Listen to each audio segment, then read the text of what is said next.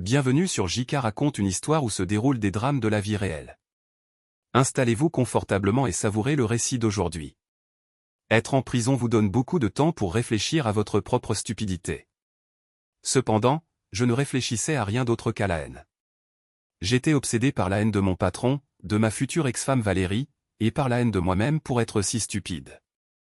Je m'appelle Bradley Harrison, et quand je dis que j'étais stupide, je veux dire stupide avec un grand S. J'étais stupide comme un mari qui ne savait pas que sa femme le trompait, et qu'elle le trompait avec la personne que je détestais le plus dans ma vie, mon patron, Derek Marshall.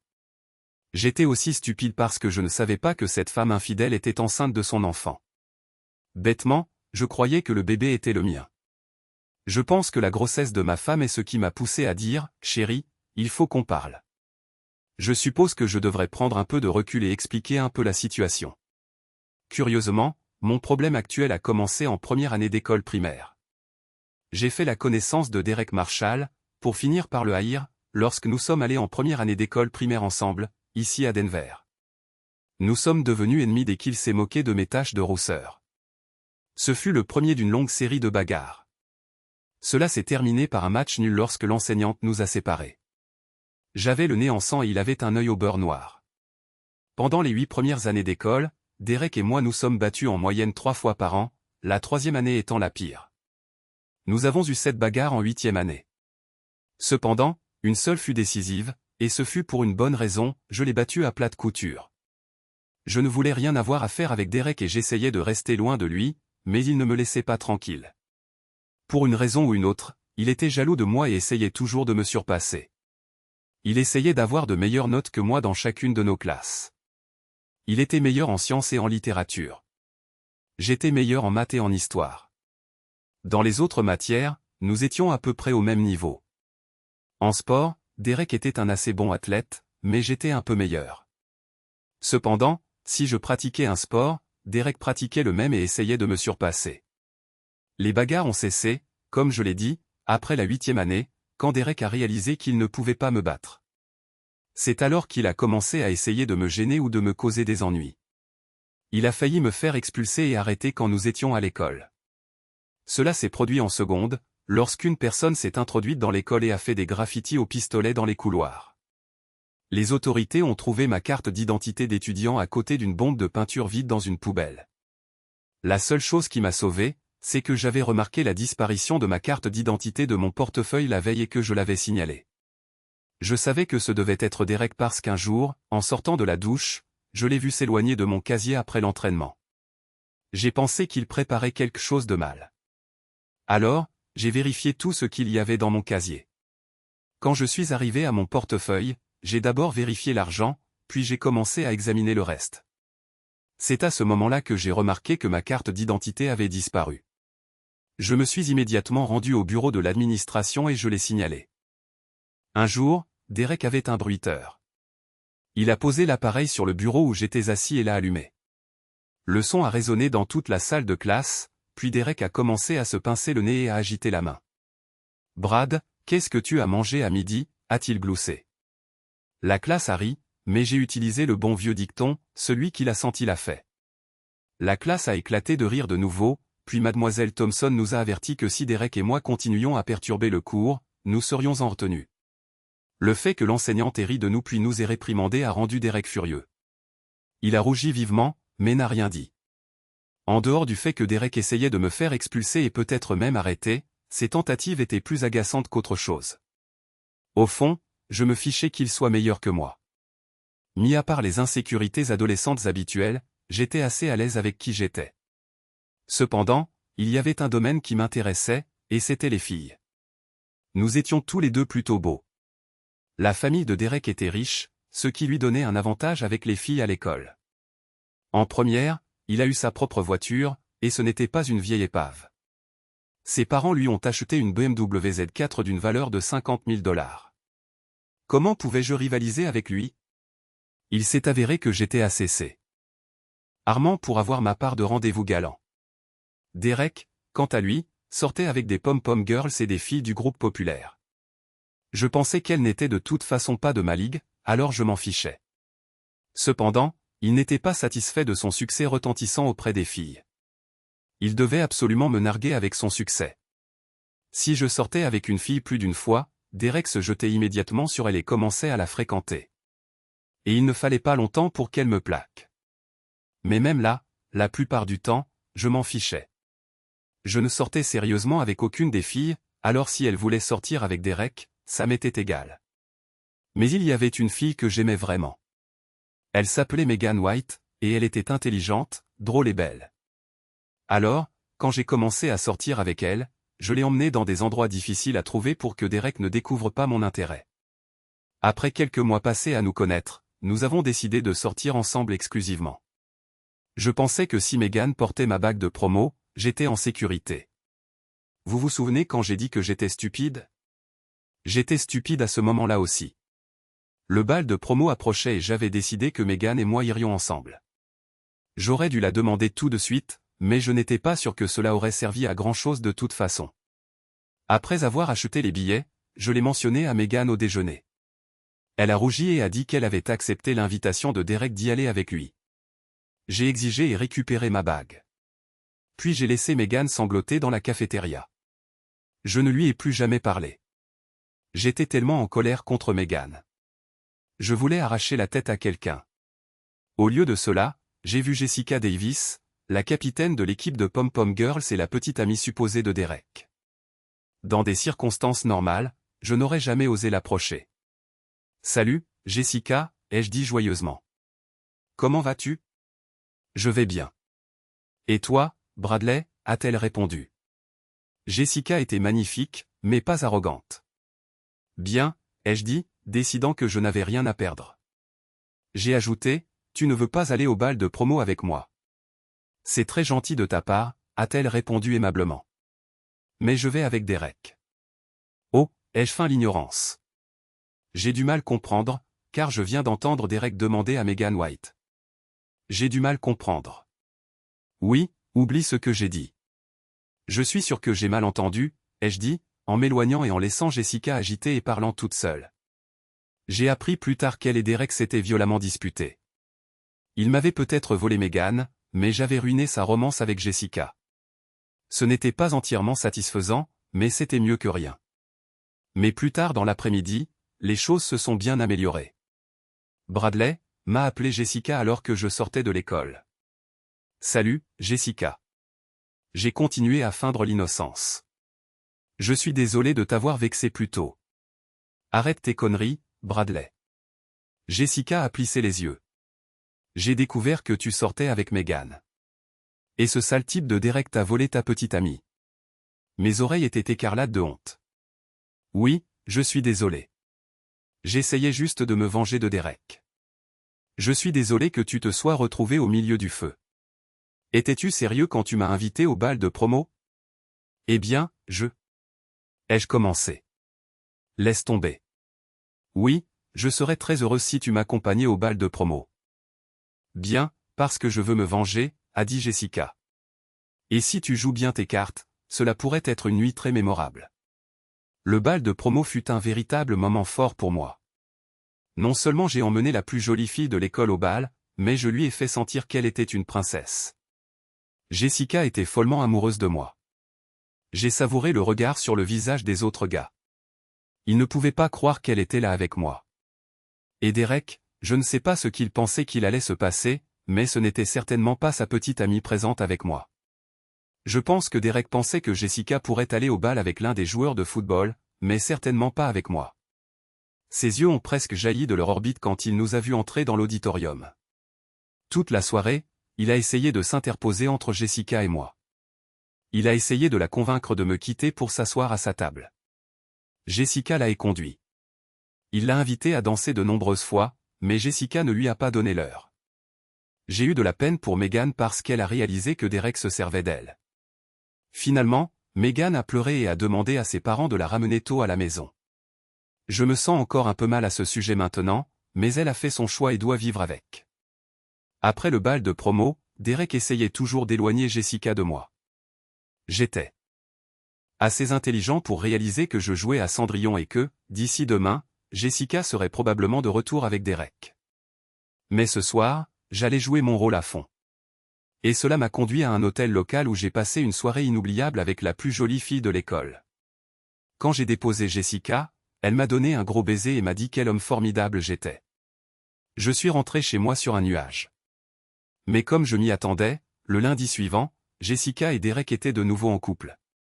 Mais j'ai quand même souri en coin à Derek en nous croisant dans le couloir. C'était la fin du lycée, et la plupart d'entre nous étaient partis pour nos universités respectives. J'étais triste de quitter ma ville natale et effrayé par l'inconnu, mais je n'étais pas désolé de quitter Derek pour de bon. Du moins, je ne le pensais pas. J'avais été accepté à l'université du Colorado à Boulder, et Derek allait à Harvard. Bien sûr, il allait à Harvard. Un bâtiment y portait le nom de son grand-père. Je réussissais bien à l'université du Colorado à Boulder, avec une majeure en génie logiciel, et c'est lors d'une fête pendant ma 3e année que j'ai rencontré Valérie. Je ne vous ennuierai pas avec les détails de la façon dont nous nous sommes fréquentés, sommes tombés amoureux et nous sommes mariés. À vrai dire, je pense que nous étions davantage de bons amis au début que vraiment amoureux. Inutile de dire que notre histoire n'était pas si mémorable, et cela n'a pas vraiment d'importance maintenant. Ce que je dirais de Valérie est ceci. Elle était intelligente. Elle étudiait le commerce à la même université. Je l'aimais bien parce qu'elle n'était pas seulement intelligente, mais aussi amusante et très amicale. Cependant, Valérie n'était pas super jolie. Elle était mignonne, comme la fille d'un accent grave côté. À vrai dire, Valérie ne pouvait pas se comparer à Jessica, mais elle était à peu près aussi jolie que Megan. Pour une raison quelconque, le courant est passé entre elle et moi.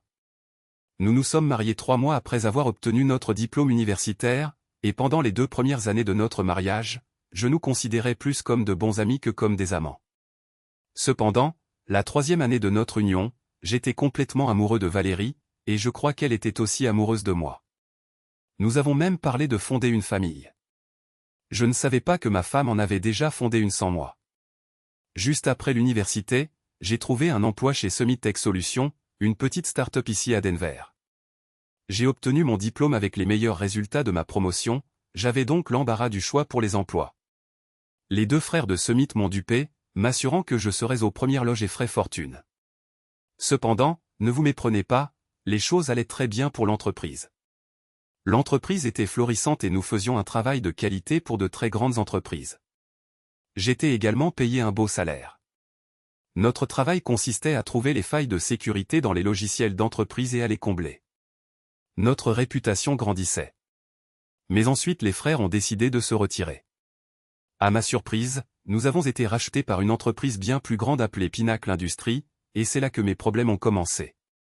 Environ 3 ans après que j'ai commencé à travailler chez Summit, Valérie a voulu trouver un nouvel emploi. Il se trouvait que Summit cherchait un responsable de bureau. Valérie a postulé et a été embauchée.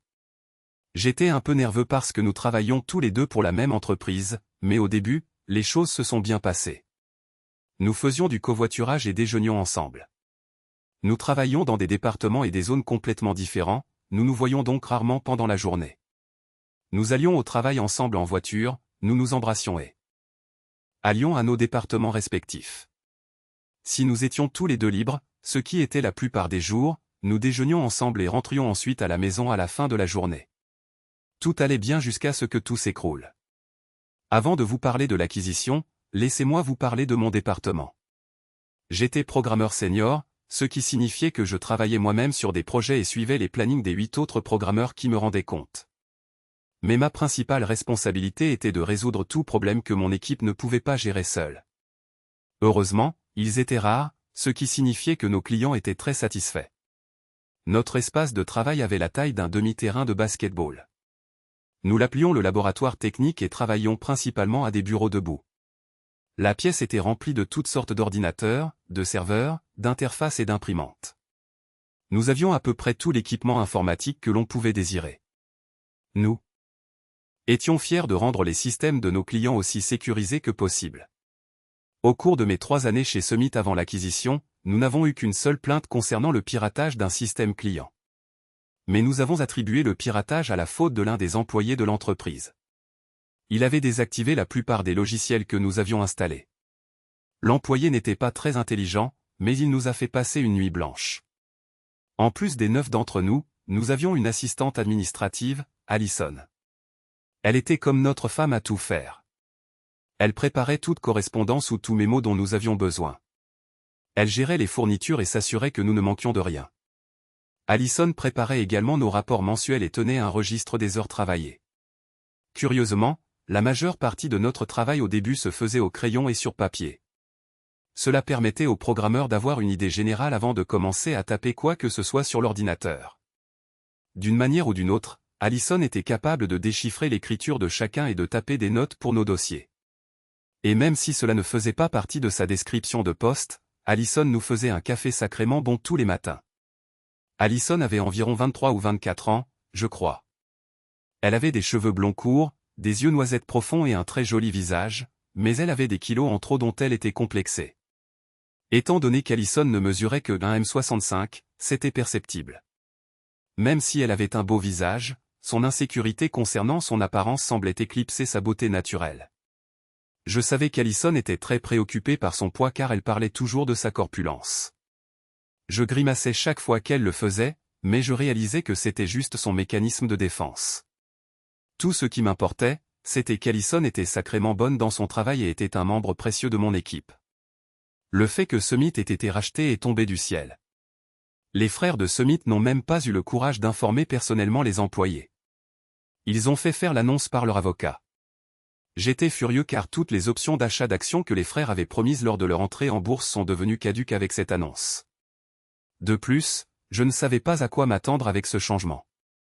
Valérie était aussi contrariée et confuse par la nouvelle que moi, mais c'est elle qui m'a convaincu de rester en poste jusqu'à ce que nous voyions ce que les nouveaux propriétaires feraient. Ils ont envoyé un vice-président senior pour superviser la transition. Au début, il s'est concentré sur le bureau principal. Au moment où j'ai rejoint l'entreprise, Summit était passé de 5 employés à plus de 150. D'après ce que j'ai entendu, l'homme du nouveau siège allait commencer par le département comptable. Puis il allait parcourir toute l'entreprise. Moins de 2 jours plus tard, j'ai appris que le vice-président senior envoyé par Pinnacle Industries pour superviser Summit Tech Solutions n'était autre que Derek Marshall. En même temps, cependant, j'ai appris que Derek dirigeait la transition.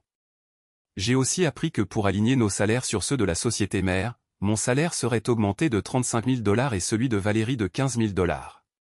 Mon alarme intérieure me disait de courir plutôt que de marcher vers la sortie la plus proche. Cependant, Valérie m'a convaincu que nous serions stupides de quitter notre actuel. Elle ne voulait pas de certains postes, surtout après l'augmentation de salaire. De plus, elle a souligné que Derek ne serait là que 6 mois, après quoi il retournerait au bureau principal de Pinnacle. Le premier changement est survenu lorsque 4 nouveaux programmeurs ont été embauchés et affectés au laboratoire technique. Certes, ils venaient tous de Harvard, mais aucun d'entre eux n'était ne serait-ce qu'un dixième meilleur que n'importe qui de mon équipe actuelle. Non seulement ce n'étaient pas les meilleurs programmeurs, mais ils se caractérisaient également par de l'arrogance et un sentiment de supériorité. Les 4 ont immédiatement commencé à harceler Alison. Parfois, c'étaient des commentaires inappropriés, et parfois, c'était juste de la pure méchanceté. J'ai essayé de les convaincre et de leur faire remarquer que leur comportement était inacceptable. Cependant, ils ne se sont pas arrêtés. Au lieu de cela, ils harcelaient Alison quand ils pensaient que je n'étais pas là. J'ai finalement convoqué les 4 dans la salle de conférence et leur ai donné un avertissement sévère. Ils m'ont obéi, mais j'ai réalisé qu'ils n'allaient pas s'arrêter. En plus de harceler Alison, ces 4-là étaient une vraie plaie. Personne dans mon équipe ne les aimait, et ils faisaient plus de mal que de bien dans leur travail. Finalement, j'ai décidé que je voulais qu'ils partent. Malheureusement, je n'avais pas l'autorité de les licencier car Derek les avait embauchés. Je savais que si j'exigeais qu'ils les renvoient, Derek m'ignorerait tout simplement. Je savais qu'Alison arrivait tôt tous les jours pour faire le café et préparer le bureau. Depuis que j'avais averti les 4 à propos de leur traitement d'Alison, j'avais remarqué qu'ils avaient tous commencé à arriver tôt. Finalement, j'ai deviné qu'ils utilisaient le temps avant mon arrivée pour tourmenter la pauvre fille. Je savais qu'Alison en était arrivée au point de vouloir démissionner. Je savais aussi qu'elle aimait travailler chez Summit et qu'elle avait besoin de ce poste, alors j'ai décidé d'arriver tôt et de les prendre sur le fait. Caché dans le placard de fourniture à côté de notre petite cuisine, j'ai gardé mon téléphone portable à portée de main. Comme je m'y attendais, Alison est arrivée et a commencé à faire le café. Quelques minutes plus tard, les 4 sont arrivés et le tourment a commencé. Et, Ted le ballon. Le chef de bande a souri d'un air suffisant en se tournant vers Allison. Montre-nous ce que tu sais faire, a dit un autre. On peut même t'aider, ont dit les deux autres. J'ai vu les larmes couler sur le visage d'Allison, et je n'en pouvais plus. J'avais plus qu'assez de preuves, alors je suis sorti du placard. Vous quatre, rassemblez vos affaires et partez. C'est fini pour vous. Vous n'avez pas le droit de nous virer, a répondu Fred. Monsieur Derek nous a embauchés et il a dit qu'il était le seul à pouvoir nous virer. C'est vrai, ai-je dit avec un sourire méchant sur le visage. Cependant, j'ai la preuve que vous avez créé un environnement de travail hostile pour Allison. Alors, laissez-moi vous expliquer vos options. Les 4 d'entre vous peuvent soit démissionner immédiatement, soit je remettrai cette vidéo au RH et à la police. Alors, le choix vous appartient. Soit vous démissionnez, soit j'appelle les autorités. Je vous donne 15 minutes pour prendre une décision. Vous pouvez même courir voir Derek si vous voulez, mais je suis sûr qu'il ne va pas risquer sa peau pour vous protéger, ordure. 15 minutes plus tard, j'ai reçu les 4 démissions, et tous les 4 sont partis. L'expression d'Allison était celle d'un soulagement et d'une gratitude totale. Allison, je l'ai appelée à mon bureau une fois que les 4 étaient partis. Je m'excuse pour ce que ces 4-là t'ont fait subir. J'aurais dû agir plus tôt. Si jamais quelque chose de similaire se reproduit, promets-moi de venir me voir tout de suite. Tu es une personne formidable et ces imbéciles n'avaient aucun droit de te traiter de cette manière. Merci beaucoup, a-t-elle dit, les larmes de gratitude aux yeux. J'étais sur le point de démissionner parce que je n'en pouvais plus. Eh bien, tu n'as plus à t'inquiéter pour eux, l'ai-je rassuré. Environ 1 heure plus tard, Derek a fait irruption dans mon service, le visage rouge de colère. Qu'est-ce que tu crois faire en virant mes gens, a-t-il exigé. Je n'ai viré personne, ai-je répondu calmement. Ils ont tous démissionné. Et ils ont démissionné parce qu'ils créaient un environnement de travail hostile. C'est ridicule. C'étaient de bons programmeurs. Non, Derek, ils ne l'étaient pas. C'étaient des programmeurs médiocres avec de mauvaises attitudes. Mon équipe est plus productive sans eux. Derek m'a lancé un regard noir mais n'a pas pu contester les faits. Il savait que j'avais raison concernant leurs compétences en programmation, et il ne pouvait certainement pas défendre leur traitement d'Allison. Ce n'est pas fini, Harrison, a-t-il dit avant de sortir en trombe. Mais c'était fini, du moins pour le moment. La vie est revenue à la normale dans le laboratoire technique, et la productivité de mon équipe s'est en fait améliorée sans les 4 fauteurs de troubles. Allison était beaucoup plus heureuse et plus confiante, et le café était toujours excellent. Pendant les mois suivants, Derek et moi avons maintenu une trêve difficile. Il se concentrait sur d'autres départements, et moi je me concentrais sur la productivité de mon équipe et la satisfaction de mes clients. Valérie a continué à occuper son rôle de gestionnaire de bureau, et notre mariage semblait stable. Mais j'aurais dû savoir que Derek préparait quelque chose. Il le faisait toujours. Le problème a commencé lorsque Valérie a obtenu une promotion qui exigeait qu'elle travaille plus étroitement avec la direction, y compris Derek. Elle a commencé à travailler plus tard et à assister à plus de dîners d'affaires et de réunions. Au début, j'étais fier de son succès et je n'y ai pas prêté attention. Mais peu à peu, j'ai commencé à remarquer des changements dans son comportement. Elle est devenue plus distante, plus secrète concernant son travail. Elle recevait des appels téléphoniques qu'elle prenait en privé et elle a commencé à travailler plus fréquemment les week-ends. Quand je l'interrogeais à ce sujet, elle me disait que c'était juste les exigences de son nouveau poste. Je voulais la croire, alors je l'ai fait, mais les signes étaient tous là. Valérie avait une liaison avec Derek. Cela se passait depuis des mois juste sous mon nez. Derek utilisait sa position et son influence pour séduire ma femme, tout comme il m'avait volé mes petites amies au lycée. Le pire, c'est que quand Valérie m'a dit qu'elle était enceinte, j'étais fou de joie. Nous essayions d'avoir un bébé depuis plus d'1 an, et je pensais que nous allions enfin avoir la famille dont nous avions toujours parlé. J'ai commencé à planifier l'avenir, en pensant à transformer la chambre d'amis en chambre de bébé, en imaginant apprendre à mon enfant à lancer une balle de baseball ou à faire du vélo. Mais Valérie était enceinte. J'étais fou de rage. Tu as triché? Tu t'es amusé avec ce bout de... J'ai commencé à dire avant de me reprendre. C'est mon corps et je peux en faire ce que je veux, m'a-t-elle crié. Tu ne me possèdes pas, dévasté ne suffit pas à décrire ce que je ressentais. Mais mon père m'avait une fois conseillé de ne jamais montrer à une femme qu'elle vous avait blessé. Garder mon sang-froid était la chose la plus difficile que j'ai jamais eu à faire. Mais j'ai réussi à me ressaisir et je lui ai souri d'un air narquois. Tu as dit que Derek te comprenait d'une manière que je n'ai jamais fait, ai-je dit avec un rire forcé. Tu as raison. Il comprend. Il comprend que tu es une idiote stupide et crédule. Mon Dieu, tu es si stupide. Mais tu sais quoi? Vous vous méritez. C'est un sacré manipulateur et tu es une sacrée idiote. Va te faire voir, Bradley. Valérie a explosé. Non, ça ne se reproduira plus, ai-je dit calmement. Mais juste pour que tu saches, je ne quitterai pas cette maison. Tu peux vivre avec Derek dans son appartement. On verra ça, a dit Valérie, se retournant et se dirigeant vers la chambre. Quel putain de cauchemar je me suis mis sur les bras. Découvrir que ma femme bien-aimée avait eu une liaison avec Derek pendant tout ce temps était insupportable. Je voulais la blesser, mais je n'avais tout simplement pas en moi de frapper une femme, même une qui m'avait trahi de la sorte. Derek, en revanche, ne me laissait aucune place au doute. J'ai pleuré tout le chemin jusqu'au travail, mais j'ai fini par me ressaisir. C'est un pur mensonge. J'étais animé par une rage pure. En chemin, j'ai décidé que j'allais affronter Derek et le tabasser, mais pas nécessairement dans cet ordre. J'ai percuté Derek alors qu'il franchissait la porte d'entrée de l'entreprise. Il n'a pas semblé le moins du monde alarmé de me voir, et il a même souri d'un air suffisant. La pensée m'a traversé l'esprit.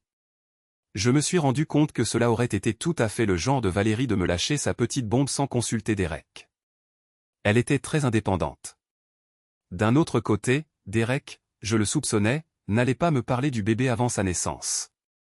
Puis il allait m'enlever à la fois ma femme et le nouveau-né. Ce serait sa victoire finale sur moi.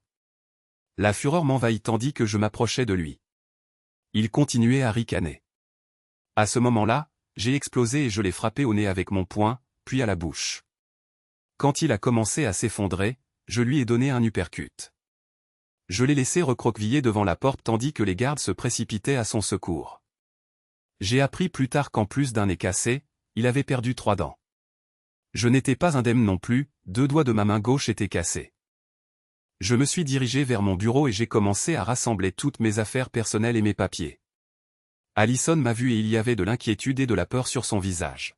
« Qu'est-ce qui ne va pas ?» a-t-elle demandé avec une sincère inquiétude. « Derek a eu une liaison avec ma femme et maintenant elle me quitte pour lui. Je viens de le tabasser, alors je suppose que je suis viré.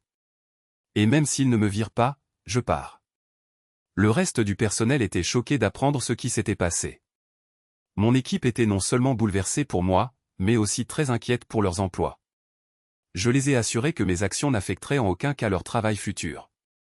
Après avoir calmé le personnel et les avoir assurés qu'ils ne seraient pas lésés par ma stupidité, je suis retourné faire mes cartons. Mais à peine avais-je terminé que la police est arrivée et je fus arrêté.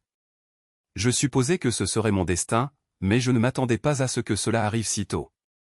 Pendant qu'on me passait les menottes, j'ai demandé à Allison si elle voulait bien emballer le reste de mes affaires et les ramener chez elle. Après avoir été photographié, mes empreintes prises, et qu'on m'ait donné des serviettes en papier pour m'essuyer les doigts, j'ai été autorisé à passer un appel téléphonique.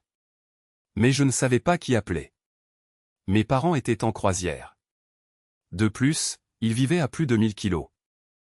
Maître de là, à San Diego, et moi je vivais à Denver. Je n'allais certainement pas appeler Valérie. J'ai finalement décidé d'appeler Allison, peut-être pourrait-elle me trouver un avocat. Cependant, quand j'ai appelé Summit, la réceptionniste m'a dit qu'Allison était partie pour la journée. Après cela, je ne savais plus quoi faire et je suis resté assis dans ma cellule, alternativement fou de rage et me demandant comment je pourrais récupérer ma femme. Une pensée me trottait sans cesse dans la tête, comment Valérie avait-elle pu me trahir d'une manière si froide et si cruelle? Alors, la pensée de la vengeance a éclipsé tout le reste. Au fur et à mesure que la journée avançait et que je languissais en prison, j'ai commencé à réaliser que Derek avait déjà un plan. Mes problèmes ne faisaient que commencer. Je sais que Derek ne s'attendait pas à la raclée qu'il a reçue aujourd'hui. Cependant, j'étais sûr que Derek s'attendait à ce que je l'attaque dès que je découvrais sa trahison. Seulement, il pensait pouvoir contrôler le moment et l'endroit où cela se produirait. Il semblait que j'avais gâché cette partie de son plan. Vers 16 heures, j'ai comparu devant le juge pour ma mise en accusation. On m'a attribué un avocat commis d'office puisque je n'avais pas d'avocat. À mon grand désarroi, Il ressemblait à un adolescent avec un mauvais teint. Non seulement mon avocat ressemblait à un enfant, mais il ne semblait rien savoir de moi ou de mon dossier. Il essayait rapidement de lire le dossier quand le juge a commencé à s'agacer. « Avocat » a hurlé le juge.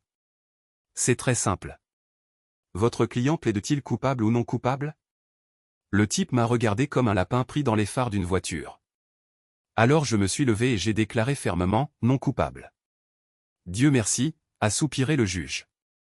La caution est fixée à 2500 $. En espèces ou par chèque. Je n'avais pas assez d'argent liquide sur moi, et je ne portais pas de chèque vierge, alors je me suis tourné vers le juge. « Je suis désolé, votre honneur, mais je n'ai pas autant d'argent liquide et je n'ai pas de chèque vierge. Y a-t-il un moyen de contacter un agent de cautionnement? Ma secrétaire vous aidera avec cela et elle vous fera savoir quand votre date d'audience sera fixée, a-t-il dit. Mais avant qu'il ne puisse appeler la prochaine affaire, j'ai entendu une voix derrière moi. Je vais le faire libérer sous caution. En me retournant, j'ai vu Allison agiter son chéquier. J'étais stupéfait de la voir dans la salle d'audience et très touché qu'elle se soucie assez de moi pour venir m'aider. Je te rembourserai dès que je pourrai aller à un distributeur automatique, ai-je assuré à Allison. Je ne m'inquiète pas pour ça, a-t-elle dit doucement, en regardant ma main enflée. Ça fait très mal? Dans l'ensemble des choses, ça ne se compare même pas à la douleur de la trahison de Valérie. Si vous voulez mon avis, patron, a dit Allison, me regardant dans les yeux. Je pense que votre femme est très stupide.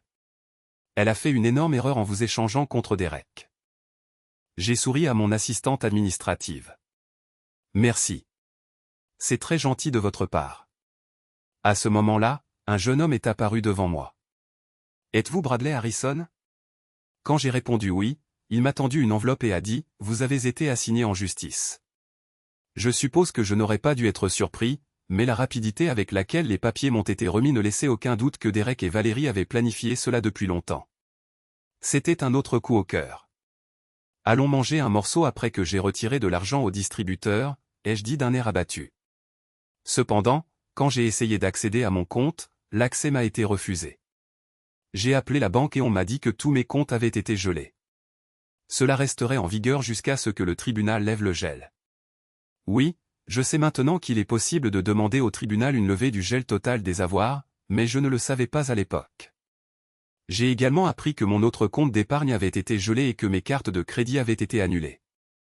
Un rapide examen de mon portefeuille a montré que j'avais 126 $, plus un billet de 100 $ glissé dans un des plis. Apparemment, Valérie et Derek avaient gelé tout mon argent. J'ai informé Allison. Je ne sais pas ce que je vais faire, mais au moins je pourrai te payer le dîner. Non, tu ne le feras pas, a protesté Allison. Tu viens chez moi et je nous ferai le dîner. Je dois admettre que la suggestion d'Allison m'a séduit.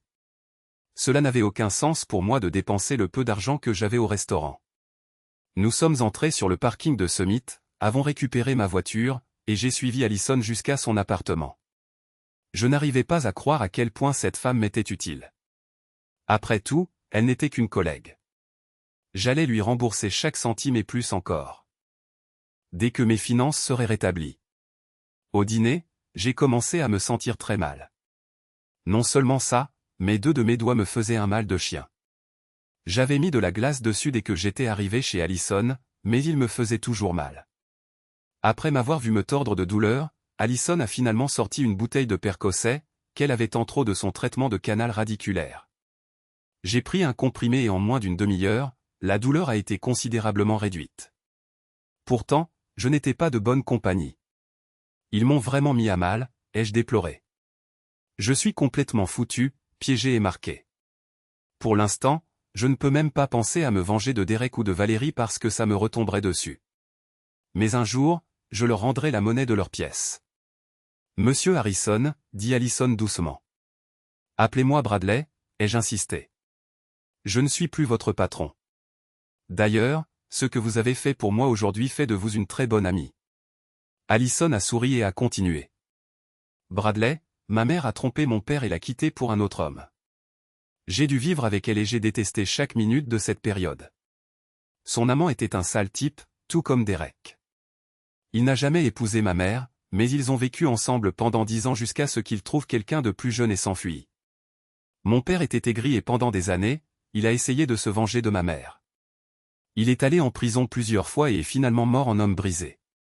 Ne gâchez pas votre vie à essayer de vous venger. Mon père m'a finalement dit qu'il était sincèrement désolé d'avoir laissé la trahison de ma mère le détruire. Il aurait souhaité pouvoir simplement passer à autre chose dans sa vie et l'oublier. Aujourd'hui, ma mère vit seule dans une maison de retraite où elle a des problèmes respiratoires dus à des années de tabagisme. Je lui rends visite une fois par semaine. Même si je ne l'aime toujours pas beaucoup. Et chaque semaine, je dois l'écouter se lamenter sur l'erreur qu'elle a commise en quittant mon père. Alors, s'il te plaît, ne gâche pas ta vie à te venger. Je lui ai dit qu'elle avait probablement raison. Cependant, à ce moment-là, je n'allais pas laisser ces traîtres hypocrites s'en tirer. La colère bouillonnait encore au fond de mon esprit, et je voulais ma vengeance. Après avoir aidé à ranger la vaisselle, j'ai dit à Allison qu'il était temps pour moi de partir à la recherche d'un motel bon marché. Sa réponse fut immédiate, « Non, tu ne feras pas ça. Tu vas passer la nuit ici. J'ai une chambre d'amis, et je serai ravi de t'accueillir. » Je lui ai répondu, « Allison, tu as été le seul rayon de soleil dans l'abîme qu'est devenue ma vie. Je ne peux plus être un fardeau. » Elle insista, « Premièrement, ce n'est pas un fardeau. Deuxièmement, si tu dors ici, je pourrai aller travailler demain et découvrir ce qui se passe. » Encore une fois, Allison semblait bien plus raisonnable que moi. Alors, j'ai accepté son invitation. Vers le milieu de la matinée du lendemain, Allison m'a appelé pour m'informer que j'avais bel et bien été licencié. Elle m'a ensuite dit d'allumer mon ordinateur et de rédiger une lettre demandant au service des ressources humaines d'envoyer mon dernier chèque à son adresse. La responsable des RH n'était certainement pas sûre si l'entreprise était obligée de payer mes congés et mes jours de maladie, mais Allison pensait que cela devrait être mentionné dans la lettre. Néanmoins, les tribunaux avaient gelé tout mon argent. J'ai alors fait remarquer, Surly m'a dit que l'ordonnance du tribunal ne s'applique qu'aux comptes bancaires, alors envoie la lettre dès que possible avant que Derek ou Valérie ne réalisent ce que tu fais. J'ai fait ce qu'Allison avait suggéré et j'ai reçu un fax indiquant que je recevrais un chèque de 4 925,07 $ dans quelques jours. Le fax indiquait également qu'il devait vérifier la loi de l'État pour déterminer si l'entreprise devait payer les congés et les jours de maladie. Il s'avère que non. Néanmoins, recevoir près de 5 000 $ était très bienvenu. Quand Allison est rentrée, elle m'a dit que Derek n'était pas là ce jour-là, mais Valérie oui, et qu'elle était furieuse contre moi pour avoir ruiné la vie de son petit ami. D'une certaine manière, cela nous a amusés, Allison et moi. J'ai décidé de rester chez Allison jusqu'à ce que je reçoive mon chèque. Pendant ce temps, j'ai préparé un CV et j'ai commencé à chercher activement un emploi. Très vite, j'ai découvert que Derek et Valérie m'avaient mis sur liste noire. Étant donné que je travaillais dans la cybersécurité, personne ne voudrait de moi avec une condamnation pour crime. Quand le chèque est arrivé, je l'ai donné à Allison et elle a déposé l'argent sur son compte. Je ne voulais pas risquer d'ouvrir un nouveau compte et de le voir geler lui aussi. Quand j'ai dit à Allison que j'allais cesser d'être un fardeau et louer mon propre appartement, elle s'est fâchée. Allison a souligné que sans compte courant, je ne pourrais probablement même pas louer une niche. De plus, si l'on vérifiait ma cote de crédit maintenant, cela montrerait probablement mes difficultés financières. Écoute, s'il te plaît, reste ici jusqu'à ce que tu trouves un nouvel emploi. Elle m'a convaincu. En attendant, tu peux prendre un avocat. Finalement, j'ai accepté. L'avocat que j'ai engagé a accepté mon dossier lorsque je lui ai versé des honoraires initiaux de 2 000 $. C'était de l'argent bien dépensé, cependant, car il a immédiatement déposé une requête auprès du tribunal pour me permettre d'accéder à une somme d'argent raisonnable de nos comptes courants et d'épargne. Le tribunal m'a autorisé à retirer une somme suffisante pour me permettre un mode de vie minimal. Cela incluait, bien sûr, les honoraires d'avocat. J'étais resté chez Allison pendant 8 jours et j'ai décidé qu'il était temps de partir. J'ai donc trouvé un appartement dans son immeuble et j'ai versé la caution requise. Ce samedi-là, Allison m'a aidé à acheter un ensemble de meubles minimal pour mon nouveau logement. Je l'ai aussi emmené dîner, comme je le lui avais promis. Allison voulait aller à l'Olive Garden, un restaurant que j'aime aussi. Pendant le repas, je l'ai observée plus attentivement. Elle avait un visage angélique, mais les 50 livres supplémentaires qu'elle portait nuisaient à cette beauté, et je pouvais voir qu'Allison était très complexée par son poids. Alors une idée m'est venue, que j'espérais qu'elle ne trouverait pas offensante. Je l'ai ruminée dans ma tête, décidant comment présenter au mieux la proposition. Je viens de découvrir que notre immeuble a une salle de sport, ai-je dit d'un air négligent. J'aimerais l'utiliser, mais j'aimerais vraiment que quelqu'un m'accompagne. Serais-tu intéressé? Tu veux vraiment être vu avec moi? Demanda-t-elle, passant ses mains sur ses hanches, soulignant son surpoids. Oui, je le voudrais, ai-je répondu sans hésiter, à moins que tu ne veuilles pas être vu avec un potentiel criminel. Mon commentaire a suscité exactement la réaction que je souhaitais. Allison ne voulait vraiment pas aller à la salle de sport parce qu'elle ne voulait pas que quiconque voie son corps. Cependant, Allison ne voulait pas du tout m'offenser, alors elle a accepté. Nous avons établi un programme où nous allions 4 fois par semaine à 6 heures du matin parce qu'il n'y avait jamais personne là-bas. Après la première semaine, Allison a réalisé qu'elle n'avait pas à s'inquiéter d'être gênée et a commencé à apprécier les séances. J'ai continué à chercher un emploi, mais personne dans l'industrie des logiciels de sécurité ne s'est montré intéressé par moi, du moins pas avant que mon affaire ne soit jugée. En parlant à mon avocat, j'ai découvert qu'il y avait de bonnes chances que je sois reconnu coupable d'agression. Pourtant, il était prudent. Il ne m'a pas dit quoi dire ni sur quoi mentir.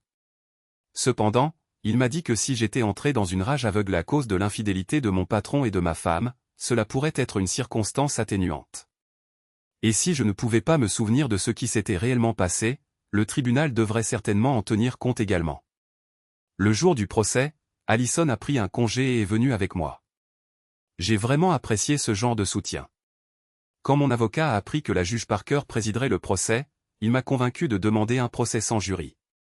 Dans ce cas, le juge, et non le jury, prendrait la décision. Mon avocat a expliqué que cela ferait plaisir à la juge.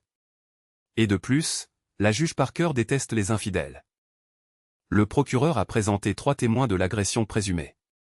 Ils ont raconté ce qu'ils avaient vu et entendu. Mon avocat les a contre-interrogés, les forçant à admettre qu'ils n'avaient pas vu le début de la bagarre et ne m'avaient pas entendu menacer Derek. Ils n'ont même pas pu affirmer catégoriquement que M. Marshall n'avait pas porté le premier coup. Derek a ensuite été appelé à la barre où il a raconté son histoire. Naturellement, Derek a donné un compte rendu très détaillé de ce qui a été décrit comme une attaque non provoquée. Derek a déclaré avec insistance qu'il n'avait porté aucun coup et a ensuite énuméré les blessures qu'il avait subies. Mon avocat l'a interrogé sur sa relation avec ma femme. Derek a menti et a dit qu'ils n'étaient que des amis. Interrogé sur le bébé que ma femme portait, il a dit au juge qu'à sa connaissance, c'était le mien. Quand Derek a quitté la pièce, il a lancé un sourire narquois en retournant à sa place. J'étais le seul témoin que l'avocat ait appelé pour ma défense. Et tout ce qu'il a fait a été de me demander de décrire ce qui s'était passé ce jour-là, ce qui avait mené à l'agression présumée, et ce dont je me souvenais de l'incident. J'ai décrit comment ma femme m'avait pris au dépourvu ce matin-là en m'informant qu'elle divorçait de moi pour épouser mon patron. J'étais particulièrement dévasté quand ma femme m'a dit que l'enfant que je croyais être le mien était en fait celui de Derek. J'ai expliqué quel était l'amour de ma vie mais qu'elle m'avait jeté comme une vieille paire de chaussures. J'ai dit au juge que je me souvenais avoir vu Derek à la porte et comment il m'avait lancé un sourire narquois. Après cela, j'ai menti et j'ai dit que je ne me souvenais de rien jusqu'à ce que je sois à mon bureau et que je commence à ranger des choses dans une boîte. Le procureur a essayé de me dérouter concernant mes souvenirs. Il n'arrêtait pas d'essayer de réviser la chronologie des événements. La vérité était que j'étais si furieux ce matin-là que je n'avais aucune idée de l'heure. Et plus il m'interrogeait et essayait de me faire nommer des heures et des actions spécifiques, plus il devenait évident que je ne me souvenais de rien. Puis il m'a demandé si je pensais vraiment que le tribunal croirait que je ne me souvenais pas. Quoi que ce soit à propos de l'agression. Je lui ai dit qu'en allant au travail, j'avais eu mal à la tête et que j'avais vu des éclairs de lumière, ce qui était d'ailleurs vrai. J'ai répété que je me souvenais seulement de Derek me regardant avec un sourire narquois. Il m'a ensuite demandé si je savais avec certitude que le bébé que portait ma femme était celui de Derek. J'ai répondu que je ne pouvais que lui répéter ce que ma femme avait dit. Valérie n'était pas présente au tribunal car personne n'avait pris la peine de la citer à comparaître. Mon avocat m'a dit qu'à son avis, ma femme était un joker qu'il ne voulait pas aborder. J'ai supposé que le procureur pensait la même chose. Après mon départ, le juge s'est retiré dans ses appartements pour délibérer sur le verdict, mais est revenu 10 minutes plus tard. Il est tout à fait évident pour moi, a déclaré le juge Parker, que M. Harrison a été trahi de la manière la plus lâche et la plus déshonorante qui soit. Je crois que ce choc pour son système nerveux a entraîné de graves troubles mentaux. Je crois que M. Harrison était temporairement dément, et je le déclare donc non coupable. c'est scandaleux, a rugi Derek depuis son siège, ce qui a fait que le juge Parker a abaissé son marteau sèchement, menaçant de déclarer Derek coupable d'outrage au tribunal. La vue de Derek le visage rouge de colère m'a plu. La victoire de Derek sur moi venait d'être un peu entachée, et pourtant je voulais tellement me venger de lui. Cependant, ayant tout juste échappé à l'emprisonnement, je devais mettre de côté toute pensée de vengeance pour un avenir prévisible. D'ailleurs, je n'avais aucune idée de la manière de leur rendre l'appareil. Devant le tribunal, Derek m'attendait. J'ai songé à l'inciter à m'attaquer, mais je n'étais pas sûr de la tournure que cela prendrait, alors j'ai simplement appelé l'huissier. Je ne suis pas censé être à moins de 500 pieds de cet homme, mais il m'empêche de partir. L'huissier a regardé Derek et lui a dit de s'en aller. Derek a crié par-dessus son épaule, « Ce n'est pas fini. Je vais vous poursuivre en justice. » Cela m'a inquiété. Alors j'ai demandé à mon avocat, « Peut-il me poursuivre en justice ?»« N'importe qui peut poursuivre n'importe qui, » a-t-il dit avec un sourire. Mais son dossier est faible. Mais si vous voulez vraiment lui couper l'herbe sous le pied, n'admettez rien de plus que de proposer de payer ses frais médicaux non couverts par l'assurance. C'est exactement ce que j'ai fait dans une lettre envoyée à son bureau. Derek n'a pas répondu et n'a pas intenté de procès. Le soir après le procès, cela faisait un peu plus de 9 semaines que Valérie m'avait annoncé la terrible nouvelle, bien que je bouillonnais encore de haine. La victoire au tribunal m'avait un peu remonté le moral, et j'ai décidé d'inviter Allison à dîner. De plus, j'avais une nouvelle excitante que je voulais partager avec elle. Allison et moi avions convenu de nous retrouver dans un petit restaurant italien. Elle devait travailler un peu plus tard ce soir-là parce que les choses n'allaient pas bien dans mon ancien département. Rien de grave. Il s'adaptait simplement à mon absence. Quoi qu'il en soit, quand elle est entrée, elle était magnifique. Allison était toujours enrobée, mais il était évident qu'elle avait perdu du poids, et la robe qu'elle portait lui allait vraiment bien. Je me suis levé et je l'ai embrassée sur la joue. « Waouh, tu es magnifique. Tu as perdu du poids, n'est-ce pas ?» Allison a rayonné. « Oui, j'ai perdu 16 livres. Je suis désolé de ne pas l'avoir remarqué avant, mais tu portes ces sweats et ces pantalons trop grands. Quoi qu'il en soit, comme je l'ai dit, tu es superbe. » Le restaurant était petit et intime.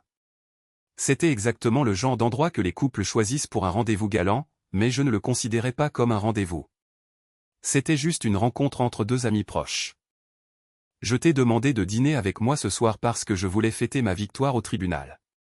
Et j'ai une nouvelle. J'ai trouvé un emploi. C'est génial, s'est exclamé Allison. Pour qui vas-tu travailler? Pinnacle Industries, de Phoenix, Arizona, ai-je répondu. Je ne savais pas qu'ils avaient un bureau ici, a dit Allison avec inquiétude. Non, je vais devoir déménager à Phoenix. J'ai été complètement surpris quand la lumière s'est éteinte dans les yeux d'Allison et que des larmes ont coulé sur ses joues. Je pensais que tu serais heureuse pour moi, ai-je dit, gêné. Je suis heureuse que tu aies trouvé un emploi, a dit Allison tandis que les larmes continuaient de couler. Mais tu seras à 800 miles d'ici, Allison. Tu te souviens quand tu m'as dit de ne pas laisser la trahison de ma femme me consumer de haine? Elle a hoché la tête. Je réalise maintenant que la seule façon de le faire est de mettre de la distance entre Valérie et moi et de laisser le temps faire le reste. Je comprends, a dit Allison en essuyant ses yeux. C'est juste que tu vas me manquer. C'était vraiment bien d'avoir un ami. Et, je ne suis qu'à un coup de fil, ai-je dit, essayant en vain de lui remonter le moral. J'ai été sincèrement surpris par la réaction d'Allison. Puis il m'est venu à l'esprit qu'elle n'avait probablement pas beaucoup d'amis, alors j'ai fait une autre suggestion. Tu peux venir me voir si tu veux.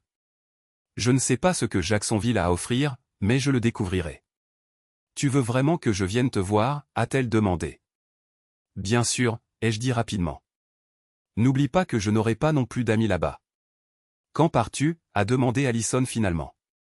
Je ne commencerai que dans 45 jours. Mais j'ai beaucoup de choses à faire d'ici là. Je dois trouver un logement, ouvrir un nouveau compte courant dans une banque ici. Je dois aussi passer un test au détecteur de mensonges et me faire prendre les empreintes digitales. Je pense qu'il me faudra au moins 2 voyages là-bas pour faire tout cela. L'ambiance s'est un peu améliorée après cela, mais j'ai remarqué qu'Allison n'avait presque rien mangé. J'ai supposé qu'elle était encore un peu contrariée. En fait, plus le moment de mon départ approchait, plus je remarquais qu'Allison devenait triste chaque jour. Il semblait qu'elle espérait qu'il y aurait quelque chose de plus entre nous. Certes, cela me laissait perplexe car je sentais qu'Alison pouvait accomplir tellement plus que moi. J'ai passé la dernière nuit avant de partir pour mon nouveau travail dans l'appartement d'Alison. Elle avait préparé un délicieux dîner, accompagné d'un gâteau au chocolat qui disait « Tu vas me manquer ». Après l'avoir aidé à nettoyer, nous avons regardé la télévision jusqu'à l'heure d'aller dormir. Je l'ai embrassée sur les lèvres avant de me diriger vers la chambre d'amis. Une nuit, j'ai senti le lit bouger légèrement et un corps est apparu à côté de moi. J'étais encore à moitié endormi quand j'ai réalisé que c'était Alison. J'ai figé une seconde alors qu'elle s'est glissée près de moi et nous avons fait l'amour. Quand nous avons eu fini, je me suis pressé contre Alison et elle a sangloté. J'ai craint de l'avoir blessée ou qu'elle soit en colère que j'ai profité d'elle ou autre chose. « Qu'est-ce qui ne va pas, Alison ?» ai-je demandé presque paniqué. « T'es-je blessé ?»« Non, je suis juste tellement heureuse, » a dit Alison en posant sa tête sur ma poitrine. J'ai été avec 5 ou 6 hommes avant, mais c'est la première fois que je fais l'amour. Merci. Nous sommes restés allongés ainsi pendant de longues minutes avant qu'Alison ne se glisse hors de mon lit. Elle a fait 2 pas vers la porte puis est revenue vers moi.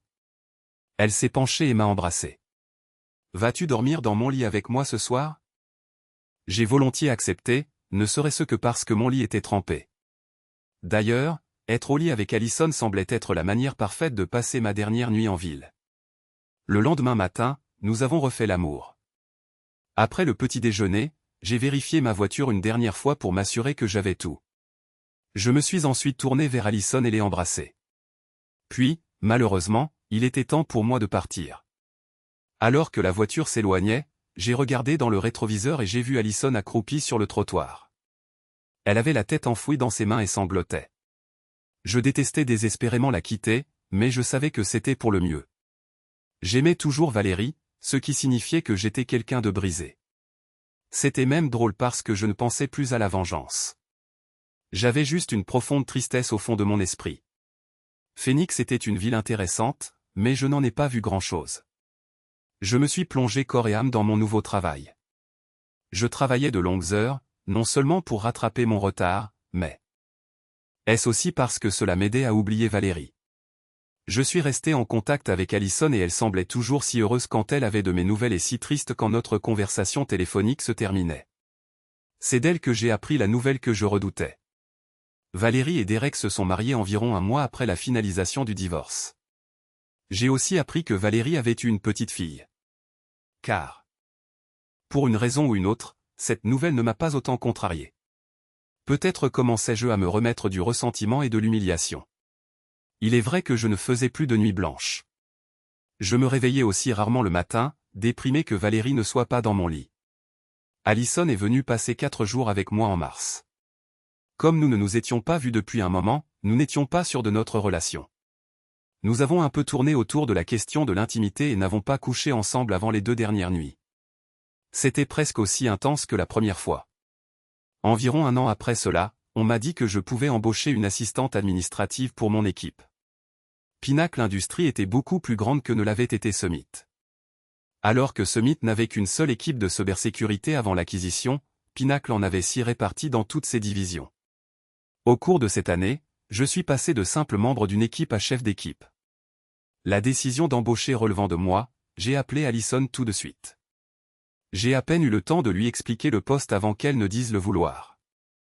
Lorsque j'ai rencontré Alison à l'aéroport, ça m'a coupé le souffle. Comme je le soupçonnais, elle était magnifique. Quand elle est sortie du terminal, j'ai pu voir qu'elle était essoufflée, mais tout ce qu'elle voulait, c'était me rejoindre. Elle s'est jetée dans mes bras et m'a embrassé avec une passion qui m'a fait plier les genoux. Le plan était qu'Alison reste avec moi jusqu'à ce qu'elle trouve son propre appartement. Je pensais que cela ne prendrait qu'une semaine, mais la recherche s'est prolongée pendant des semaines. Chaque appartement qu'elle visitait avait quelque chose qui n'allait pas.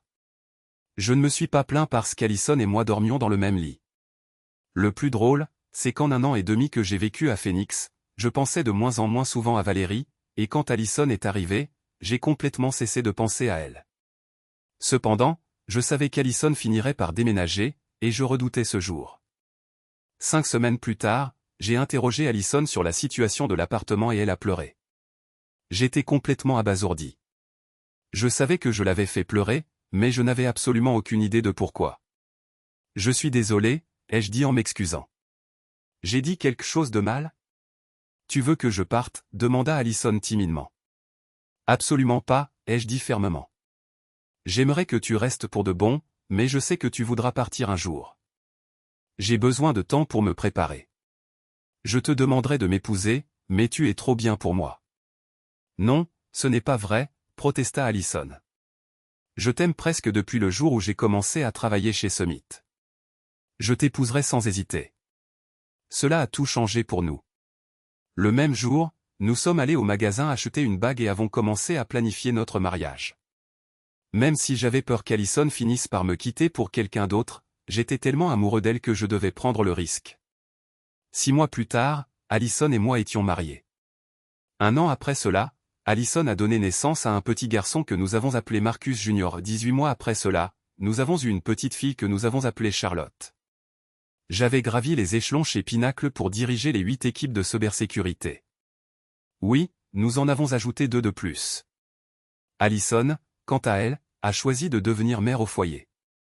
Peu avant Noël, 5 ans après mon déménagement à Phoenix, j'ai été convoqué à une réunion. Lors de cette réunion, j'ai appris que Pinnacle prévoyait d'acquérir Tech Secure Solutions, une entreprise de cybersécurité que Derek avait lancée après avoir quitté Pinnacle pour poursuivre ses propres ambitions entrepreneuriales.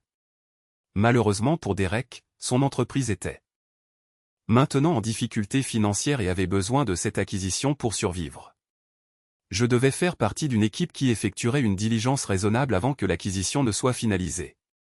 Au cours des années où Allison et moi étions mariés, la mère d'Allison est décédée et mes parents ont pris leur retraite. Ils ont déménagé à Phoenix pour être plus proches de leurs petits-enfants et de moi. En les gardant, je prévois d'utiliser ce voyage d'1 semaine comme une mini-vacance. De plus, comme Allison avait de l'expérience avec nos processus administratifs et connaissait les personnes impliquées depuis l'époque de Summit, elle pouvait m'aider à organiser mon emploi du temps et à gérer la logistique. De cette façon, je pourrais me concentrer sur l'évaluation technique pendant qu'elle gérait les détails administratifs et nous pourrions nous éclipser pour de longs déjeuners ensemble. Au cours de ma semaine à Denver, j'ai appris 4 choses. Premièrement, j'ai appris que l'installation était le seul endroit où TSecure était impliqué dans la cybersécurité.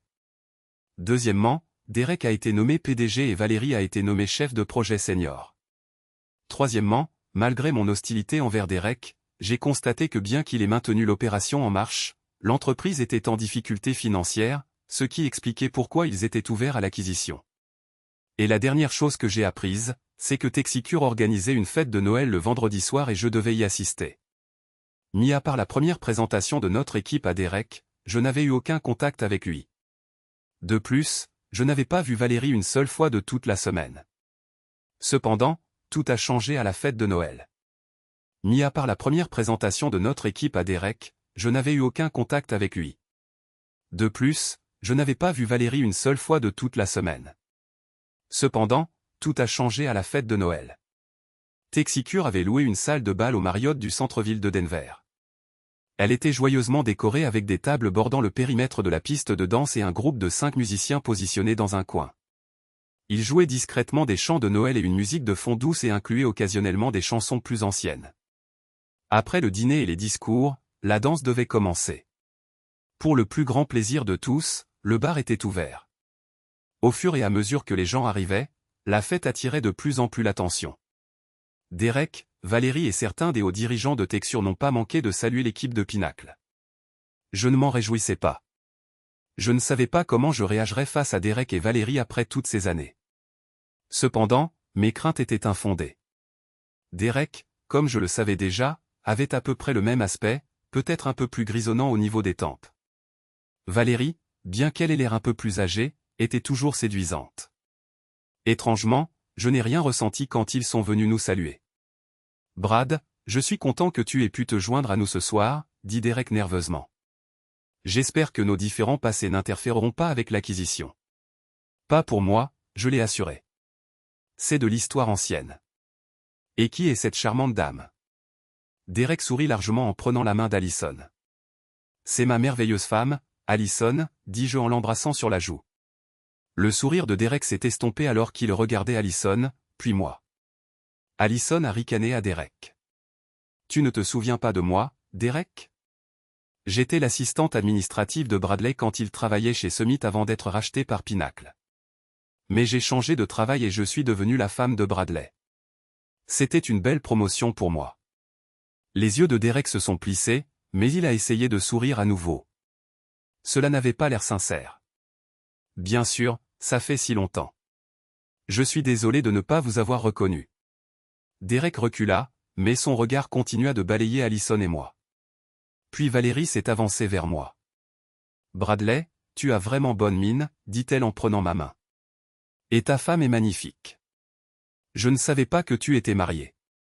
Nous sommes mariés depuis 5 ans ce mois de mars, dit Allison avec un sourire en serrant mon bras. Vous avez bonne mine, toi et Derek, ai-je répondu, puis j'ai demandé, comment va ta fille? Valérie a d'abord froncé le nez, puis a souri. Elle va très bien. Tammy est en 2e année. Et son frère Derek Jr. est à la maternelle. Vous avez des enfants? Demanda Valérie. 2, répondit Allison.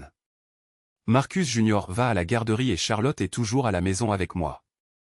Ils vont bien. Merci de demander. Valérie s'est éloignée et peu de temps après, Allison et moi sommes allés trouver notre table. La nourriture était excellente et les discours, heureusement, courts. Le PDG de Pinnacle a simplement assuré à tout le monde que l'emploi de personne n'était en danger pour au moins l'année suivante et qu'il se réjouissait de la fusion. Quand le dîner a été terminé, la musique a commencé à jouer et Allison et moi avons fait quelques tours sur la piste de danse. Je ne pense pas qu'au jour. Les enfants savent danser un slow. Danser un slow avec quelqu'un qu'on aime est une chose tellement intime. Cela peut connecter 2 personnes presque autant que faire l'amour. Un soir, je sentis une tape sur mon épaule. En me retournant, je trouvai Valérie là, debout. Allison se retourna pour voir qui je regardais, et ses yeux se plissèrent cul. Huant, elle réalisa que c'était mon ex-femme. Valérie sourit doucement à Allison. Puis-je demander à votre mari de danser? Allison me regarda, puis sourit à Valérie. Du moment que vous n'oubliez pas où le ramener. Je menai Valérie sur la piste de danse et pendant environ 1 minute, nous dansâmes en silence. Bradley, dit-elle finalement, je veux juste te présenter mes excuses pour ce que Derek et moi t'avons fait à l'époque. Tu ne méritais rien de tout cela. Quand j'ai découvert que j'étais enceinte du bébé de Derek, j'ai su que c'était fini entre nous. J'ai décidé de rendre notre rupture rapide et facile. Je n'ai même pas pensé à quel point cela te ferait mal. Je n'aurais pas dû laisser Derek me convaincre d'utiliser la politique de la terre brûlée que nous avons employée. C'était complètement inapproprié. Je ris légèrement. Comme on dit, c'est de l'eau qui a coulé sous les ponts. Cela n'a plus d'importance maintenant. Nous avons tous tourné la page. D'ailleurs, je l'ai un peu mérité. J'ai sacrément tabassé Derek. Apparemment, je n'ai pas trop endommagé ses capacités reproductives puisque vous avez eu un 2e enfant. Valérie gloussa à cela. Nous dansâmes en silence un moment, et je décidai d'enterrer la hache de guerre entre nous une fois pour toutes. Écoute, Valérie, commençai-je avec hésitation. J'admets que j'étais très amer quand tu m'as quitté pour Derek. Il m'a fallu de nombreux mois pour accepter ta perte, mais maintenant nous sommes tous les 2 mariés et heureux, et avons des enfants. J'en suis venu à croire que c'était le destin. Valérie éclata d'un rire rauque et quand je regardai son visage, une larme coula sur sa joue. Ai-je dit quelque chose de mal? Demandai-je. Non, Bradley. Elle secoua la tête. Tu n'as rien dit de mal. Ce n'est juste pas ce que tu penses. Au premier abord, tout le monde croit que nous formons le couple parfait. Et la première année, j'aurais été d'accord avec eux. Mais Derek est un charmant manipulateur. Il se sert des gens et les jette ensuite. Je sais qu'il m'a trompé de nombreuses fois, mais il n'est pas aussi intelligent qu'il le croit. Chaque fois que je découvre qu'il me trompe, je le trompe aussi. Ma bouche tomba et Valérie le remarqua. Elle gloussa. C'est une terrible façon de vivre. Je sais, dit-elle tristement. J'aurais dû quitter Derek quand j'ai découvert ce qu'il était vraiment. Mais j'avais trop honte et trop de fierté. Bradley, je suis contente que tu aies trouvé le bonheur, mais je regretterai toujours de t'avoir quitté. Toi et mes enfants êtes la meilleure chose qui me soit jamais arrivée. Nous continuâmes à parler jusqu'à la fin de la chanson. Puis Valérie me reconduisit à ma table et remercia Allison de la lui avoir prêtée. Tandis qu'Alison et moi dansions notre dernière danse de la soirée, il me vint à l'esprit que ses conseils d'il y a toutes ces années s'étaient avérés corrects. Si j'avais refusé de tourner la page avec Valérie, elle m'aurait bien consumé. Je suppose que c'est vrai ce qu'on dit. Quand Dieu ferme une porte, il en ouvre une autre. Quand j'ai perdu Valérie, j'étais complètement dévasté. Mais alors Dieu m'a permis de trouver Alison, et je ne peux même pas imaginer la vie sans elle. Alors, de quoi avez-vous parlé, Valérie et toi, demanda finalement Alison. Essaie-t-elle de te récupérer? Je ris et l'embrassai comme si elle avait la moindre chance de faire cela. Bien, dit Alison, posant sa tête sur mon épaule. Souviens-toi juste que je suis une femme jalouse. Je te rayerai de ma vie. Tu sais quoi? Si tu essaies de me quitter. J'en ai parlé seulement parce que j'ai entendu dire que tout n'était pas rose dans leur mariage. Valérie m'a dit la même chose. J'ai acquiescé. Mais je pense qu'ils resteront ensemble pour le bien des enfants. Une fois les enfants adultes, je ne parierai pas sur la survie de ce mariage. Quelle triste façon de vivre, observa Alison. Quoi qu'il en soit, Valérie m'a raconté quelque chose que j'ai trouvé drôle. Je sais que ça ne l'a pas amusé du tout, et je suis sûr que Derek ne trouvera pas ça amusant quand ils rentreront ce soir. Qu'est-ce que c'est? Valérie se tenait derrière son mari, et il n'avait même pas remarqué sa présence. Derek parlait à un de ses collègues et a dit, « Bon sang, Bradley Harrison a encore gagné. » Alors que nous retournions à notre hôtel cette nuit-là, je réfléchissais au voyage incroyable qui m'avait amené à ce point. Le jeune homme en colère et amer qui avait laissé sa haine pour Derek Marshall le consumeur avait disparu. Remplacé par quelqu'un qui avait appris les leçons les plus importantes que la vie a à offrir. Je pensais à cette période sombre après mon divorce, quand je vivais dans l'appartement d'Alison, brisé et vaincu.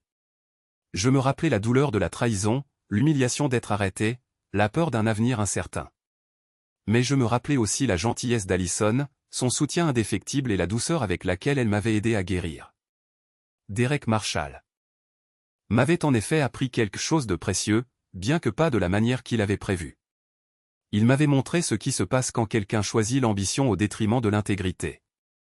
Quand il privilégie la victoire par-dessus tout. Il avait atteint le genre de succès qui semble impressionnant de l'extérieur, le grand titre, la maison chère, le statut social. Mais à quoi bon tout cela si on ne pouvait pas faire confiance à son conjoint? Si ses enfants grandissaient dans une maison remplie de mensonges et de ressentiments.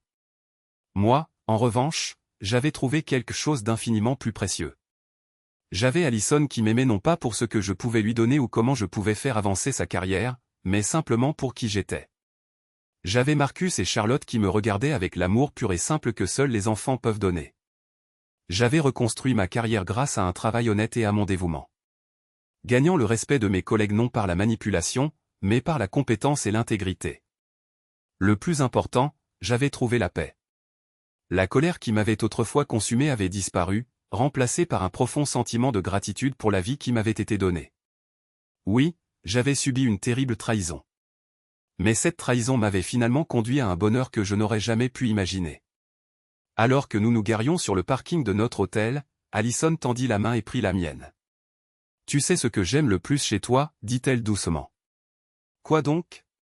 Tu n'as jamais laissé les mauvaises choses qui te sont arrivées te transformer en une mauvaise personne. Tu aurais pu devenir amer et en colère, mais tu as choisi de devenir meilleur à la place. C'est pourquoi je suis tombée amoureuse de toi, et c'est pourquoi je t'aime de plus en plus chaque jour. » Je lui serrai la main et l'embrassai tendrement. « J'ai eu une bonne enseignante, dis-je. Tu m'as montré que la meilleure façon de guérir d'une trahison n'est pas de chercher la vengeance. C'est de construire quelque chose de mieux. » Le lendemain matin, nous avons pris l'avion pour Jacksonville. L'accord d'acquisition a été conclu avec succès, et j'ai été félicité pour ma gestion professionnelle de ce qui aurait pu être une situation très difficile. Derek et moi n'avons jamais parlé en privé durant cette semaine, et je savais que je ne le reverrais probablement jamais. Mais ce n'était pas tout à fait la fin de l'histoire. Environ 6 mois plus tard, j'ai appris par la communauté des affaires que Derek et Valérie divorçaient. Apparemment, leur mariage avait finalement sombré sous le poids de leurs infidélités mutuelles et de l'incapacité de Derek à s'engager envers quiconque d'autre que lui-même.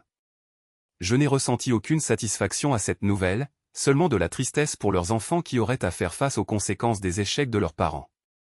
Cela a renforcé mon appréciation pour ce qu'Alison et moi avions construit ensemble. Une relation basée sur la confiance, le respect et l'amour véritable. Certaines histoires se terminent par des confrontations dramatiques ou des complots de vengeance élaborés. La mienne se termine par quelque chose de bien plus puissant. La satisfaction tranquille d'une vie bien vécue, entourée de personnes qui m'aiment non pas pour ce que je peux faire pour elles, mais simplement pour qui je suis. Et si ce n'est pas une victoire, je ne sais pas ce que c'est.